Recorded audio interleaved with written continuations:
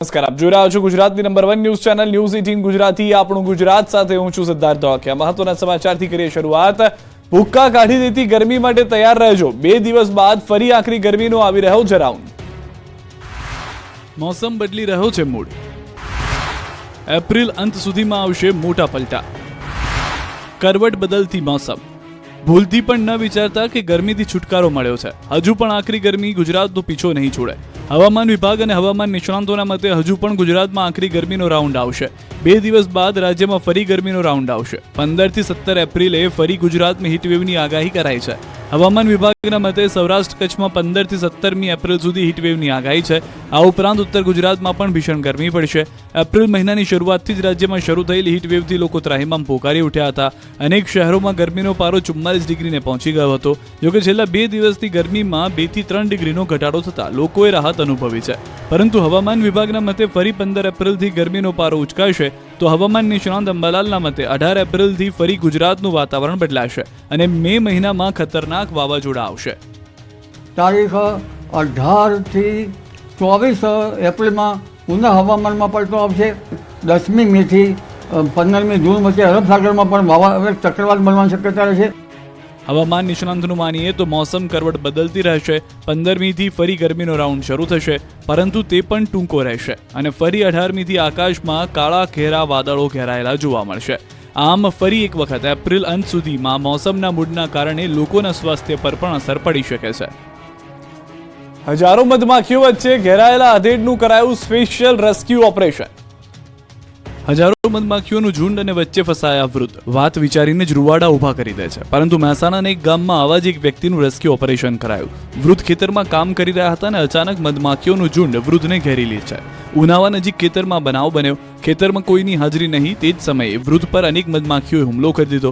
મધમાખીના હુમલાથી આધેડ બૂમાબૂમ કરી ચૂક્યા, જે બાદ આસપાસના ખેતરના લોકોએ તાત્કાલિક ઇમરજન્સી સેવા 108નો સંપર્ક કર્યો, જે બાદ ભાંડુ 108ની ટીમ સ્થળ પર પહોંચી। 108ના કર્મચારીઓ પહેલેથી જ મધમાખીના હુમલા સામે બચાવ કામગીરીની તૈયારીથી આવ્યા હતા અને 108ના 2 કર્મચારીઓએ પીપીઈ કિટ પહેરી લીધી હતી, જે બાદ વૃદ્ધા પર દવાનો છંટકાવ કરીને મધમાખીઓને દૂર ભગાડી હતી અને બાદમાં સ્ટ્રેચર પર વૃદ્ધને લઈ કર્મચારીઓ 108 એમ્બ્યુલન્સથી હોસ્પિટલ ખસેડ્યા હતા। મધમાખીઓના ઝુંડમાંથી મિનિટોમાં બચાવની કામગીરીનો વિડીયો પણ વાયરલ થયો। ખેતર જેવા દુર્ગમ વિસ્તારમાં પણ 108ની ટીમ તાત્કાલિક પહોંચીને સફળ રેસ્ક્યુ ઓપરેશન કર્યું હતું। નર્મદાના એક ગામમાં સુવિધાના અભાવે એક દર્દીને જોડીમાં નાખી લઈ જવો પડ્યો।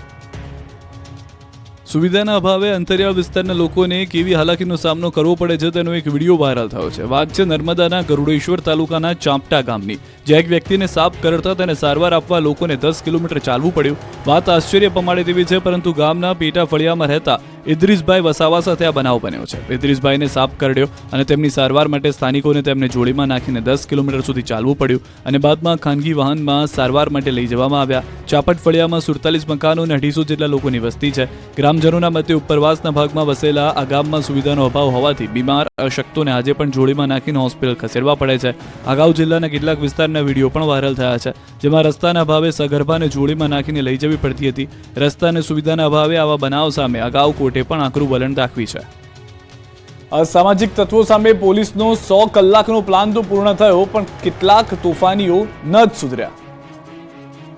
જાહેરમાં લાકડીઓથી મારામારી। આ દ્રશ્યો છે બોટાદના। જૂની અદાવતમાં જાહેરમાં થઈ મારામારી। શહેરમાં એક જ જૂથના 2 લોકો વચ્ચે જાહેરમાં મારામારીના બનાવ સીસીટીવીમાં કેદ થયો છે।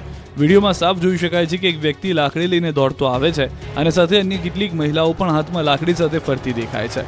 કાળા શર્ટ પહેરેલો વ્યક્તિ એક વ્યક્તિ પર લાકડીથી તૂટી પડે છે અને પછી ધીંગાણું શરૂ થાય છે। આ મારામારીમાં મહિલાઓ પણ લાકડી સાથે મારામારી કરતી દેખાય છે। આ બનાવ એક વ્યક્તિ ઘાયલ થઈ ચૂક્યો છે, જેને સોનાવાલા સરકારી હોસ્પિટલમાં ખસેડાયો છે।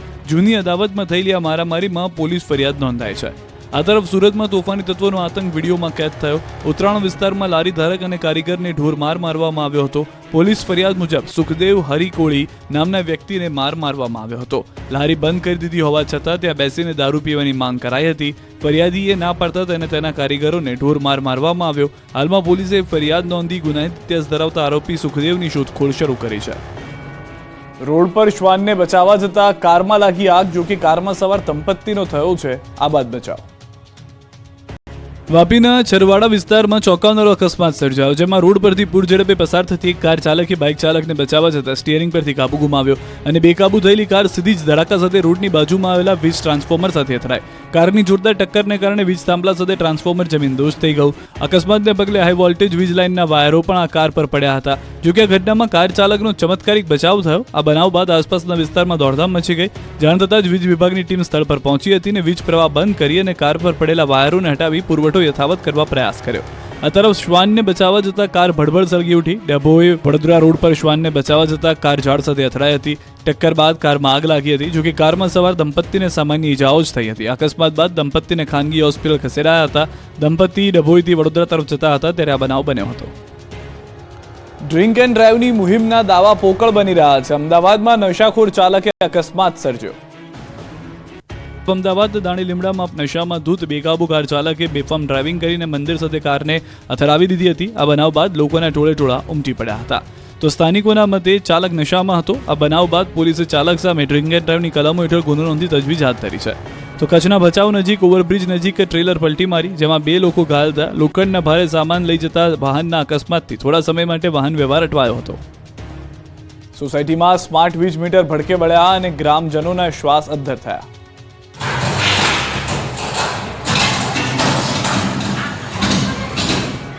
સ્માર્ટ વીજ મીટર ભડકે વળ્યા, રહીશોના જીવ તાળવે ચોંટ્યા. ભરૂચના અંકલેશ્વરના કોસંબડી ગામ ખાતે આવેલી શ્રીજી દર્શન કોમ્પ્લેક્સમાં ડીજીવીસીએલ દ્વારા લગાવવામાં આવેલા સ્માર્ટ મીટરમાં અચાનક આગ લાગતા ભારે અફરાતફરી મચી ગઈ.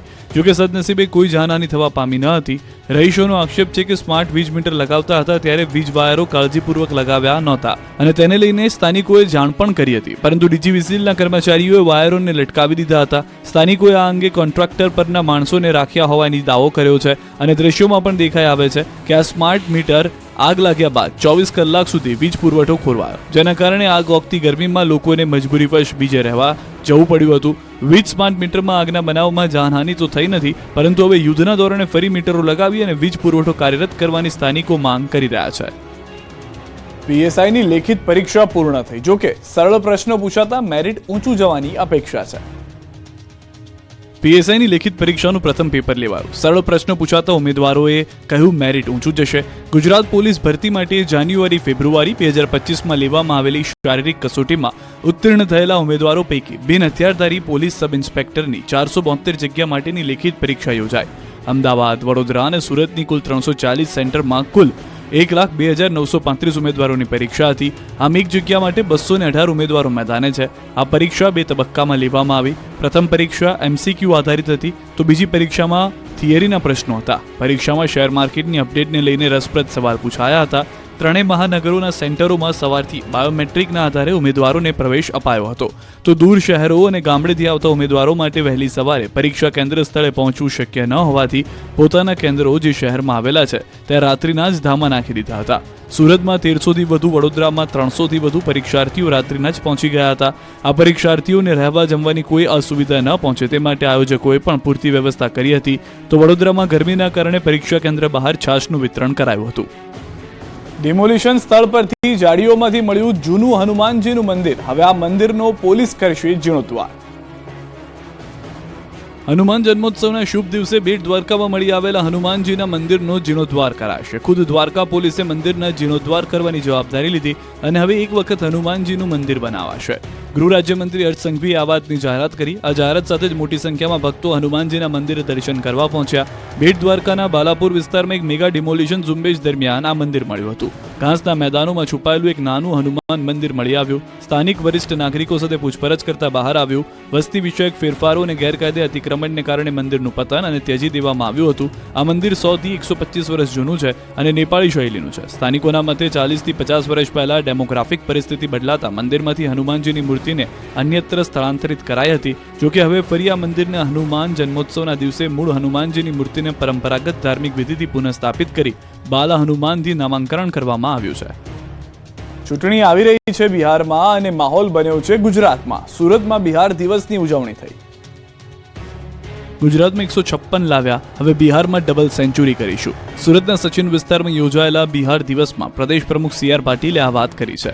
આ કાર્યક્રમમાં કેન્દ્રીય રાજ્ય ગૃહપ્રધાન નિત્યાનંદ રાય પણ હાજર રહ્યા હતા. પાટીલે કહ્યું બિહારમાંથી નક્સલવાદનો ખાત્મો થયો છે. જાતિપાતિમાં રહીશું તો બિહાર બીમાર જ રહેશે. હું બિહારની છઠ પૂજામાં પણ સામેલ થઈશ અને ચૂંટણીના વિજયમાં પણ જોડાઈશ. છઠ પૂજા માટે સુરતથી સ્પેશિયલ ટ્રેન દોડાવવામાં આવશે તેવી પણ વાત તેમણે કરી. બિહારની ચૂંટણી અંગે કહ્યું કે આ વખતે ભૂલ ન થવી જોઈએ. ગુજરાતમાં છપ્પર ફાડીને 156 લાવ્યા છીએ, તે પ્રમાણે બિહારમાં પણ 200થી વધુ સીટો લાવવાની છે. ડબલ સેન્ચુરી કરવાની છે. સાથે ઉમેર્યું કે બિહારમાં વિકાસની જરૂરિયાત છે. ગુજરાત એ વિકસિત મોડલ છે. હવે બિહારમાં આ મોડલને અમલમાં લાવવાનો સમય આવી ગયો છે. પાટીલે બિહારમાં કુદરતી સંસાધનોનો યોગ્ય ઉપયોગ કરવાની વાત કરતા કહ્યું કે બિહારમાં જમીન સારી છે, પાણી ઉપલબ્ધ છે અને ત્યાં લોકો પાસે મહેનત કરવાની તાકાત છે. આ બધું મળીને બિહારમાં વિકસિત દેશ અને રાજ્ય બનાવવાનું છે. કોંગ્રેસ સંગઠનમાં ફેરફાર માટેના ડ્રાફ્ટને અરવલ્લીથી અમલમાં મુકાશે. 15મીથી ફરી રાહુલ ગુજરાતમાં. કોંગ્રેસના રાષ્ટ્રીય અધિવેશન અને CWCની બેઠક બાદ ફરી રાહુલ ગાંધી ગુજરાત આવશે. 15 અને 16 તારીખે રાહુલ ગાંધી ગુજરાત આવશે. કોંગ્રેસ હવે શરૂ કરશે સંગઠન પાયલટ પ્રોજેક્ટ અને આ પ્રોજેક્ટની શરૂઆત ગુજરાતથી શરૂ થશે. કોંગ્રેસની વર્કિંગ કમિટીએ મંજૂરી આપ્યા બાદ ગુજરાતથી શરૂઆત થઈ રહી છે. આ માટે દેશભરના મોટા નેતાઓને ગુજરાતની જવાબદારી સોંપાઈ છે, જેમાં નિરીક્ષકોનું પંચ જિલ્લાઓમાં જશે અને ઉચ્ચ વ્યક્તિને યોગ્ય જવાબદારી સોંપાશે. પ્રદેશ કોંગ્રેસ પ્રમુખ શક્તિસિંહ આ અંગે માહિતી આપતા જણાવ્યું કે રાહુલ ગાંધીના મોડાસાનો પ્રવાસ કરવામાં આવશે અને જિલ્લા કોંગ્રેસ સમિતિની મજબૂત બનાવવાની પ્રયાસ શરૂ થઈ ચૂક્યા છે, જેમાં 15મીએ રાહુલ ગાંધી નિરીક્ષકો સાથેની ઓરિએન્ટેશન બેઠકમાં ભાગ લેશે, જ્યારે 16 એપ્રિલે સંગઠન સર્જન અભિયાનનો પ્રારંભ કરાવશે. સાથે 16 એપ્રિલ બપોરે અરવલ્લી જિલ્લાના કોંગ્રેસ આગેવાનો અને કાર્યકરો સંવાદ કરશે, જેમાં બૂથ લેવલ મજબૂત કરવા અને કોંગ્રેસની વિચારધારા લોકો સુધી પહોંચાડવાનો રાહુલ ગાંધી પ્રયાસ કરશે. આ અગાઉ રાષ્ટ્રીય અધિવેશનમાં મહાસચિવ જયરામ રમેશે નૂતન ગુજરાત નૂતન કોંગ્રેસ એટલે કે નવું ગુજરાત નવી કોંગ્રેસનું સૂત્ર આપ્યું હતું. આમ હવે કોંગ્રેસ સંગઠનમાં ફેરફાર માટેના ડ્રાફ્ટને અરવલ્લીથી અમલમાં મૂકવામાં આવશે. કેસર કેરીના રસિયાઓ માટે થોડા માઠા સમાચાર છે. આ વખતે કેસર કેરીની જોવી પડશે રાહ.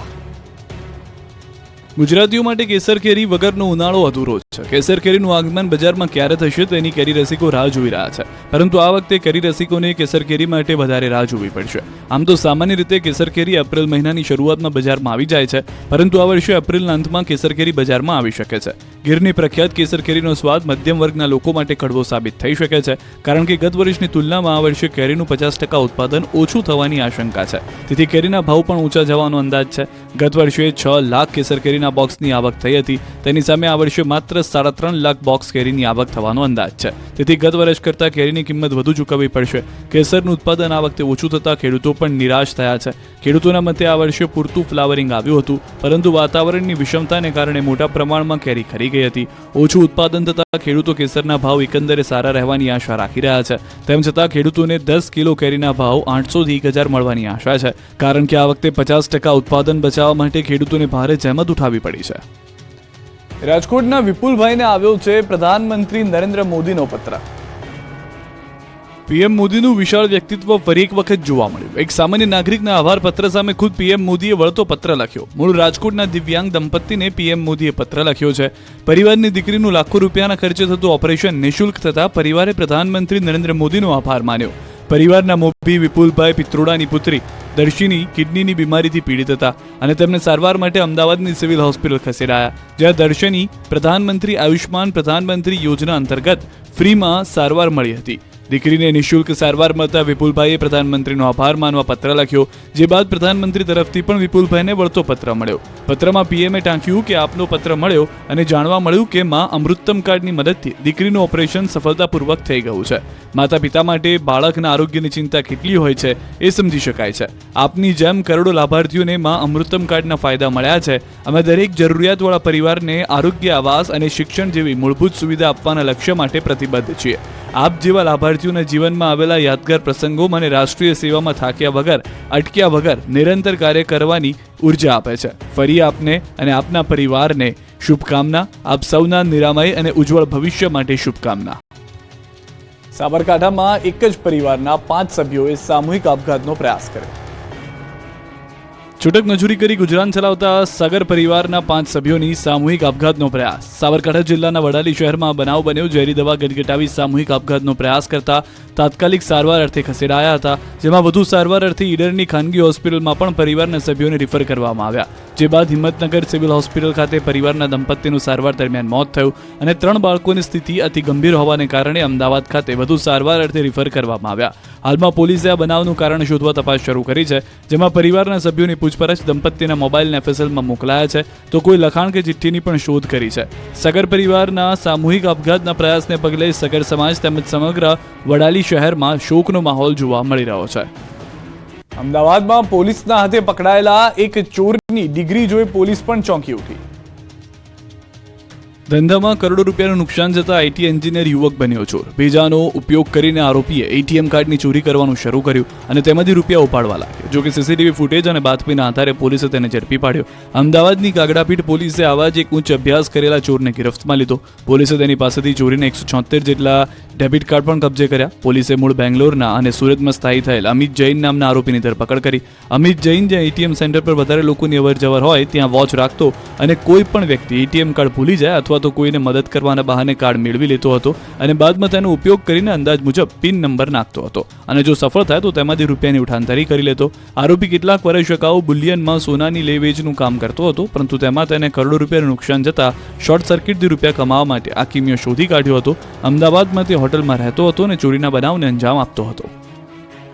પોરબંદરના દરિયામાં હવે યોજાઈ રહી છે હટકે તરણ સ્પર્ધા, જેમાં દેશભરના 45 સ્પર્ધકો લીધો છે ભાગ. મોબાઈલ અને ઇન્ટરનેટના યુગમાં આજે સ્પોર્ટ્સ એક્ટિવિટી ઓછી થઈ રહી છે, ત્યારે સ્પોર્ટ્સ તરફ લોકો આગળ આવે તે માટે પોરબંદરનું શ્રીરામ સી સ્વિમિંગ ક્લબ સતત પ્રયાસ કરી રહ્યું છે. આ ક્લબે રાષ્ટ્રીય કક્ષાની દરિયાઈ તરણ સ્પર્ધા તો દર વર્ષે યોજી જ છે, પરંતુ તેમણે પ્રથમ વખત રાષ્ટ્રીય કક્ષાની ઓલ સી કાઇકિંગ કોમ્પિટિશનનું આયોજન કર્યું. પોરબંદરના દરિયામાં દરિયાઈ તરણ સ્પર્ધા તો યોજાય છે, પરંતુ આ વખતે હટકે સ્પર્ધા યોજી, જેમાં 45 સ્પર્ધકોએ ભાગ લઈને તોફાની દરિયા વચ્ચે પોતાના મજબૂત મનોબળનો પરિચય આપ્યો. આ સ્પર્ધામાં 3000 મીટરનો ક્વોલિફાઇંગ રાઉન્ડ રાખવામાં આવ્યો અને ફાઇનલ રાઉન્ડ 5000 મીટરનો રખાયો. ચોપાટી ખાતે આયોજિત આ સ્પર્ધામાં ભાગ લેવા અમદાવાદના પૂર્વ કમિશનર અને એનએસજીના પૂર્વ ડીઆઈજી AK સિંઘ પણ પરિવાર સાથે પહોંચ્યા હતા. આ કોમ્પિટિશનમાં ન માત્ર પુરુષો પરંતુ 7 મહિલાઓએ પણ ભાગ લીધો હતો. તેમને પણ આ સ્પર્ધાને બિરદાવી હતી. જ્યાં ચપ્પલ વગર ચાલવું પણ મુશ્કેલ હોય તેવી જગ્યાએ એક સંત કરી રહ્યા છે આકરી તપસ્યા. ચામડી દજાતી દેતી ગરમીમાં શું કોઈ ભર બપોરે ગરમ રેતીમાં બેસી શકે? સ્વાભાવિક રીતે તમારો જવાબ હશે ના, પરંતુ એક સંત વિશ્વ કલ્યાણ માટે આવી તપસ્યા કરી રહ્યા છે. હાથમાં માળા અને ગરમ રેતીની ચાદર બનાવી બપોરના સમયે નદીના પટ પર તપસ્યા કરતા આ સંતને જોઈ લોકો અચરજ પામી રહ્યા છે. નદી પટની ગરમ રેતીમાં બપોરના સમયે ચપ્પલ પહેરીને ચાલતા પણ લોકો શેકાઈ જાય છે. આ સંત કપડાં કાઢીને નદીની રેતીને બપોરના સમયે ચાદર બનાવી કઠિન તપસ્યા કરી રહ્યા છે.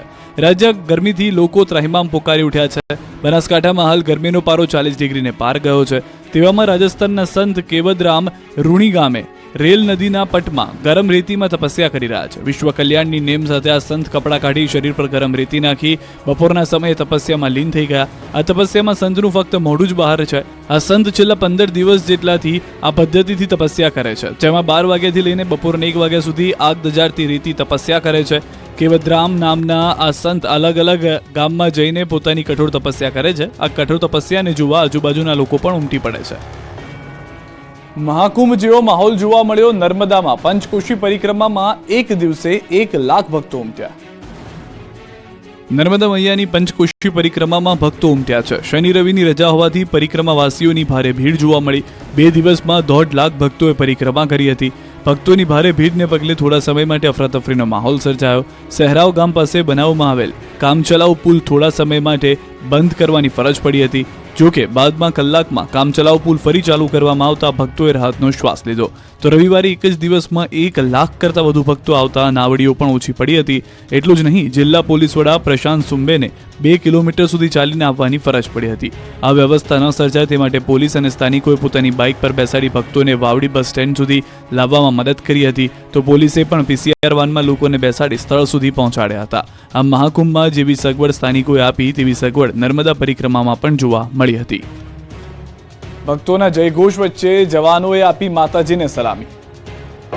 શક્તિપીઠ બહુચરાજીના નીકળી ચૈત્રી પૂનમની માતાજીની ભવ્યથી ભવ્ય શાહી સવારી સાથે જ ગાયકવાડ સમયથી ચાલી આવતી પરંપરા પણ જોવા મળી. ચૈત્રી પૂનમ નિમિત્તે બહુચર માતાજીના પ્રાગટ્ય દિવસની ઉજવણી કરવામાં આવી. આમ તો ચૈત્રી પૂનમે દરેક શક્તિપીઠમાં ઉજવણી થઈ, પરંતુ બહુચરાજીમાં બીજી એક પરંપરા આકર્ષણનું કેન્દ્ર બને છે. ગાયકવાડ સમયથી ચાલી આવતી માતાજીને ગાર્ડ ઓફ ઓનરની પરંપરા હજુ પણ બહુચરાજીમાં જીવંત છે. પોલીસ વિભાગના જવાનો ખાસ ડ્રેસમાં સજ્જ થઈને ભક્તોની હાજરી વચ્ચે માતાજીને ગાર્ડ ઓફ ઓનર આપ્યું. સાથે જ પોલીસ જવાનોએ માં બહુચરજીને સલામી પણ આપી હતી. ભક્તોના માતાજીના જયઘોષ સાથે ગાર્ડ ઓફ ઓનરની આ વિધિ બહુચરાજીમાં અનોખા દ્રશ્યો ઊભા કરે છે. માતાજીના પ્રાગટ્ય દિવસ નિમિત્તે મંદિરમાં વિશેષ પૂજા અને મહાઆરતીનું પણ આયોજન કરવામાં આવ્યું હતું. ઉપરાંત માતાજીની ભવ્ય સવારી નીકળી હતી અને શંકરપુરમાં સવારી પહોંચતા સામૈયું કરવામાં આવ્યું હતું. આ પ્રસંગે મોટી સંખ્યામાં ભક્તો ઉમટી પડ્યા હતા. મોબાઈલના જમાનામાં વારસો ભૂલાતો જાય છે. જો કે હજુ પણ કેટલાક વિસ્તારોમાં આવા વારસાને જીવંત રાખવાનો પ્રયાસ થઈ રહ્યો છે. જેવી કરો મનોભાવના એવું આ જગત દેખાય છે. આધુનિકતાની સાથે ક્યારેક પૌરાણિક વારસો ભૂલાતો જાય છે. જો કે હજુ પણ ઘણા લોકો એવા છે કે જે વિસરાતા જતા પૌરાણિક વારસાને જીવંત રાખવા માટેના પ્રયત્નો કરતા હોય છે. ત્યારે જામનગર જિલ્લાના ધ્રોલ તાલુકાના વાકિયા ગામમાં જોવા મળી નાટકોની પરંપરા. એક તરફ આજના યુવાનો મોબાઈલ તેમજ ઇન્ટરનેટની સુવિધાથી ટેવાયેલા છે, ત્યારે વાકિયા ગામના લોકો નાટકો ભજવી જૂની પરંપરાને યથાવત રાખતા જોવા મળી રહ્યા છે. છેલ્લી 4 પેઢીથી નાના મોટા સૌ કોઈ વાર તહેવાર અહીં આવી નાટક ભજવે છે અને પૌરાણિક પાત્રો સાથે અભિનયના ઓજસ પાથરે છે. આ ગામના લોકો શહેરી વિસ્તારમાં સ્થાયી થયા બાદ પણ માદરે વતનમાં આવી પૌરાણિક સંસ્કૃતિ સાચવવા માટે શૌર્ય અને વીરતાની મિસાલ સમાન થઈ ગયેલા રાજા રજવાડા, ધાર્મિક તેમજ ઐતિહાસિક વાર્તાને ઉજાગર કરતા નાટકો ભજવે છે. ગામમાં મહારાણા પ્રતાપની વાતોને લોકો સમક્ષ ઉજાગર કરતું ઐતિહાસિક નાટક ભજવવામાં આવ્યું હતું. આ ગામના લોકો આજે પણ અનોખી મિસાલ સાથે પૌરાણિક સંસ્કૃતિને ઉજાગર કરી રહ્યા છે. કીડીને કણ અને હાથીને મણ. કીડીઓ માટે મહિલાઓએ બટકું ભોજનની વ્યવસ્થા કરી. અમરેલી જિલ્લાના વડિયા તાલુકાના સૂર્યપ્રતાપગઢ ગામની મહિલાઓએ અનોખું સેવા કાર્ય કર્યું. ગામની જીવદયા પ્રેમી મહિલાઓએ કીડીઓને ભોજન ખરાવીને એક અનોખું જીવદયા અભિયાન હાથ ધર્યું. આ મહિલાઓ દ્વારા 500 જેટલા શ્રીફળના કીડિયારું પૂરવામાં આવ્યું, જેથી કીડીઓ તેને ભોજન સ્વરૂપે ખાઈ શકે. આ તમામ શ્રીફળમાં ડ્રીલ મશીનથી હોલ કરીને તેમાં કીડીઓ માટેનું ભોજન ભરવામાં આવ્યું, જેમાં લોટ, ગોળ, ખાંડ, તલ, ઘી તેમજ સિંગદાણા સહિતની સામગ્રી ભરવામાં આવી. આ મહિલાઓ અનોખી રીતે આ સેવા કાર્ય કરે છે. મહિલાઓએ કીડીઓને કીડિયારું પૂરીને બટકું ભોજન કરાવ્યું. બાદમાં શ્રીફળને ગામની શેરીઓમાં તેમજ સીમ વિસ્તારમાં મૂકવામાં આવ્યા. કહેવાય છે ને કે કીડીને કણ અને હાથીને મણ. આ કહેવત મુજબ આ મહિલાઓ નાના જીવને ભોજન કરાવે છે. તેમના સેવા કાર્યમાં ગામના અન્ય લોકો પણ જોડાય છે. લાખો કીડીઓને ભરપેટ કણ મળી રહે તે માટે મહિલાઓએ આ સેવા કાર્ય કર્યું હતું. દ્વારકાના જામખંભાળિયામાં સ્વિમિંગ પુલની અવદશા. જામખંભાળિયા નગરપાલિકાની વધુ એક મિલકત ધૂળ ખાતી જોવા મળી. નગરપાલિકા દ્વારા અંદાજિત ₹80 લાખના ખર્ચે બનાવેલો સ્વિમિંગ પુલ છેલ્લા 2 વર્ષથી બંધ હાલતમાં છે. મુખ્યમંત્રી શહેરી વિકાસ યોજના હેઠળ બનાવેલા સ્વિમિંગ પુલના ગેટમાં છેલ્લા 2 વર્ષથી તાળા લટકી રહ્યા છે. પાલિકાની અણાવડતને કારણે નવનિર્મિત સ્વિમિંગ પુલનો લાભ લોકોને નથી મળી રહ્યો. પાલિકાનો સ્વિમિંગ પુલ શરૂ નહીં હોવાથી કાળઝાળ ગરમી વચ્ચે લોકો પ્રાઇવેટ સ્વિમિંગ પુલમાં જવા મજબૂર છે. સ્વિમિંગ પુલ જર્જરિત બને તે પહેલા જ ખુલ્લો મૂકવામાં આવે તેવી લોકો માંગ કરી રહ્યા છે. ખાટલે મોટી ખોટ. સુરક્ષાના દાવા કરતી પોલીસ કમિશનરની કચેરીમાં ફાયર સેફટી નથી. છેલ્લા ઘણા સમયથી રાજ્યમાં આગના બનાવો વધી રહ્યા છે. તે વચ્ચે લોકોની સુરક્ષાના દાવા કરતી વડોદરા શહેર પોલીસના જવાનો ખુદ સુરક્ષિત નથી. શહેરના પોલીસ કમિશનર જ્યાં બેસે છે તે પોલીસ ભવનમાં જ ફાયર સેફટીનો અભાવ હોવાનું જોવા મળ્યું. પોલીસ ભવનમાં જ ફાયર સેફટીનો અભાવ જણાતા ફાયર બ્રિગેડે હવે નોટિસ ફટકારી છે અને વહેલી તકે ફાયર સેફટીની સુવિધા સુધારવા આદેશ કર્યો છે. ફાયર વિભાગે શહેરમાં અત્યાર સુધીમાં 300 બિલ્ડિંગ્સમાં રૂબરૂ સ્થળ મુલાકાત લઈ ચેકિંગ કર્યું, જેમાંથી 50 બિલ્ડિંગ્સમાં ગંભીર ગેરરીતિ જણાઈ આવી હતી, જેથી આ તમામ બિલ્ડિંગ્સને ફાયર સેફટી માટે નોટિસ પાઠવવામાં આવી. ફાયર વિભાગે હોસ્પિટલ્સ, મોલ્સ, હાઈરાઇઝ બિલ્ડિંગ અને ગોડાઉન્સમાં ચકાસણી કરી હતી. જોકે નવાઈની વાત તો એ હતી કે કેટલીક સરકારી કચેરીઓમાં ફાયર સેફટીની યોગ્ય સુવિધા નહોતી, જેમાં પોલીસ ભવન, સરદાર સરોવર નિગમ જેવી મહત્વની કચેરીઓનો સમાવેશ થાય છે. જોકે સવાલ એ થાય છે કે જ્યાં સૌથી વધુ લોકોની અવરજવર હોય તેવા સ્થળો પર જ ફાયરના નિયમોનું ઉલ્લંઘન થાય છે, તો તે માટે આખરે જવાબદાર કોણ? 6 વર્ષની બાળકીને પીંખનાર એક નરાધમને કોર્ટે આકરી સજા ફટકારી છે.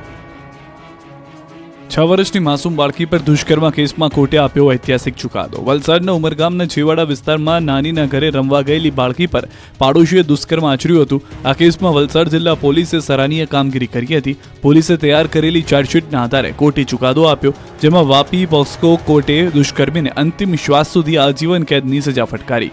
વર્ષ 2020માં ધૂળેટીના તહેવારના દિવસે બાળકીની માતા બાળકી અને તેના નાના ભાઈને સવારે નાનીના ઘરે રમવા મૂકવા ગયા હતા. જોકે બપોરના સમયે બાળકી રડતા રડતા ઘરે પહોંચી હતી અને કપડા પર લોહીના ડાઘા જોઈ માતા ડકાઈ ગઈ હતી. પૂછપરછમાં તેણે આપવીતી જણાવી. નરાધમ સરોજ લાલુ બાળકીનું મોઢું દબાવી અને ખેંચી અને બંધ પડી રહેતી એક ઓરડીમાં લઈ ગયો હતો અને પીખી નાખી હતી. સોલાર ડ્રાયર યુનિટથી ભાવનગરની મહિલાઓ બની રહી છે આત્મનિર્ભર. ભાવનગર જિલ્લાના મોટા ખોખરા ગામે friends of woman world bank, NABARD, માહિતી સંસ્થા તેમજ મોટા ખોખરા ફાર્મર પ્રોડ્યુસર કંપનીના સંયુક્ત પ્રયાસથી સોલાર ડ્રાયર યુનિટની શરૂઆત કરવામાં આવી છે, જેમાં મહિલાઓને ખેતી ઉત્પાદનના મૂલ્યવર્ધન હેઠળ તાલીમ આપવામાં આવી. આ થકી ટામેટા, ડુંગળી, લસણ, આદુ, સરગવાના પાન વગેરે વસ્તુઓ સારી રીતે સોલાર ડ્રાયર યુનિટમાં ડ્રાય થઈ શકે અને ખેડૂતોને તેના સારા ભાવ મળી શકે તે માટેના પ્રયત્નો કરવામાં આવ્યા છે. નાબાર્ડના આર્થિક સહયોગથી આ સોલાર ડ્રાયર યુનિટની શરૂઆત કરી છે. ગામમાં 5 સોલાર ડ્રાયર યુનિટ ઇન્સ્ટોલ કરવામાં આવ્યા છે. આમાં ગામની 60 જેટલી મહિલાઓ પણ જોડાયેલી છે. ટમેટા, ડુંગળી, લસણ, આદુ, સરગવાના પાનને ડ્રાય કરી તેનું પાવડર બનાવાશે. રાહેજા સોલાર કંપનીના પાવડર ખરીદશે, જેથી ખેડૂતોને એક નવું માર્કેટ મળી રહેશે. આવનાર સમયે વધુ મહિલાઓ જોડાય, આત્મનિર્ભર બની સારી આવક મેળવી શકે તેવા પ્રયાસો કરાશે. યુએસના ટેરિફ વોરથી હીરા ઉદ્યોગની ચમક પડી જશે ઝાંખી. એક તરફ સુરતનો હીરા ઉદ્યોગ મંદિરના ભરડામાં છે, બીજી તરફ ટ્રમ્પે ફોડેલા ટેરિફ બોમ્બથી હીરા ઉદ્યોગની ચમક ઝાંખી પડી ગઈ છે. સુરતનો હીરા ઉદ્યોગ છેલ્લા ઘણા સમયથી મંદિરના માહોલમાંથી પસાર થઈ રહ્યો છે.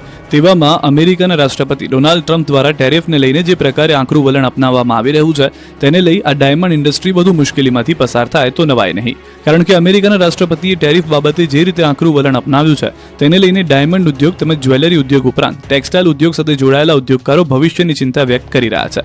બીજી તરફ જ્વેલરી પર જે ડ્યુટી 6% હતી તેને વધારીને 32% કરી દેવામાં આવી છે. એટલે ડાયમંડ અને જ્વેલરી ઉદ્યોગ સાથે જોડાયેલા વેપારી તેમજ ઉદ્યોગકારોને મુશ્કેલીનો સામનો કરવો પડશે.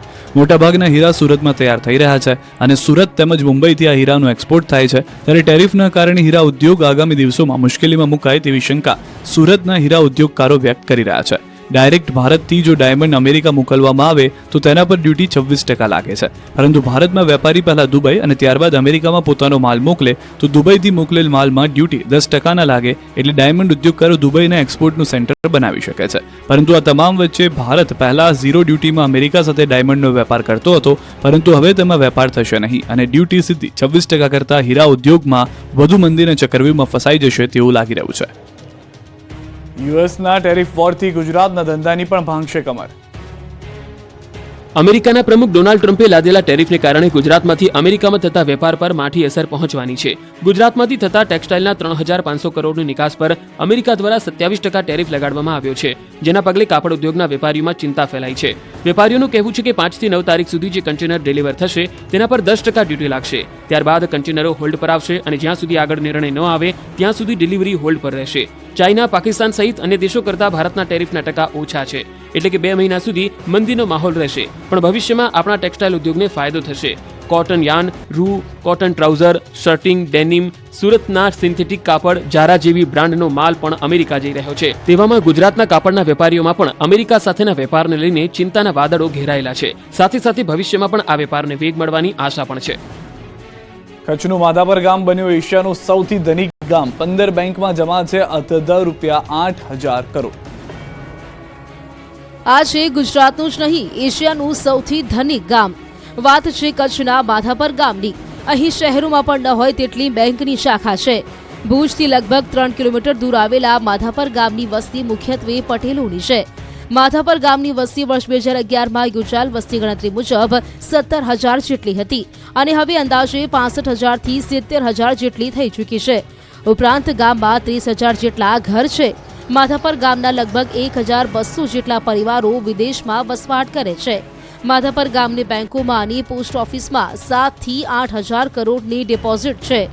8 વર્ષ અગાઉ અહીંની બેંકોમાં 2,500 કરોડ જેટલી થાપણો હતી. ત્યારબાદ નોટબંધી તથા કોરોના કાળ બાદ પણ 7,000 થી 8,000 કરોડ જેટલી થાપણો અહીં બેંક તથા પોસ્ટ ઓફિસમાં છે. અંદાજિત 2,000 કરોડથી પણ વધુ થાપણો તો પોસ્ટ ઓફિસમાં જ હશે. માધાપર ગામમાં મુખ્યત્વે એનઆરઆઈ લોકો દર વર્ષે કરોડો રૂપિયા ડિપોઝિટ કરાવે છે. આ રીતે દરેક વ્યક્તિ દીઠ ડિપોઝિટ લગભગ 10.75 લાખ રૂપિયા થાય છે. આ ગામમાં અગાઉ 2 થી 3 બેંકો હતી. ત્યારબાદ વર્ષ 2022માં 20 જેટલી બેંકો હતી. ત્યારબાદ 4 થી 5 જેટલી બેંકો મર્જ થઈ ગઈ અને હાલમાં 15 થી વધુ બેંક છે અને હજી પણ 2 થી 3 નવી બેંક પોતાની શાખા ખોલવા તૈયારીઓ કરી રહી છે. કોઈ એક ગામમાં આટલી બધી બેંક હોય તેવું માધાપર ગામ કદાચ એશિયામાં એકમાત્ર ગામ હશે. એશિયાના સૌથી ધનિક માધાપર ગામમાં 3 ગ્રામ પંચાયતો છે, જેમાં માધાપર જૂનાવાસ, માધાપર નવાવાસ અને વર્ધમાનનગર ગ્રામ પંચાયત. અહીંના લોકો મુખ્યત્વે આફ્રિકા અને યુકેમાં દેશોમાં વસે છે. આ ગામમાં પાણી, સેનિટેશન, રોડ રસ્તા વગેરે જેવી પ્રાથમિક સુવિધાઓ તો છે જ, સાથે સાથે ગામમાં ચારે બાજુ મોટા મોટા બંગલોઝ પણ છે તથા સ્કૂલ, હાઈસ્કૂલ, તળાવ, ક્રિકેટના મેદાન, મોટી મોટી સોસાયટીઓ, ગૌશાળા, મંદિરો, પંચાયત ઘર, ઇંગ્લિશ હાઈસ્કૂલ, સ્પોર્ટ્સ સેન્ટર જેવી સવલતો પણ ઉપલબ્ધ છે. અહીં 5 થી 6 કરોડના મકાનો, 70 લાખથી 1 કરોડની કિંમતની દુકાનો આવેલી છે. આસપાસના ગામડાના લોકો તેમજ ભુજ શહેરમાં રહેતા લોકો માધાપરના શાંત વાતાવરણમાં તેમજ અહીંની સુવિધાઓ જોઈને અહીં રહેવા માટે આવે છે.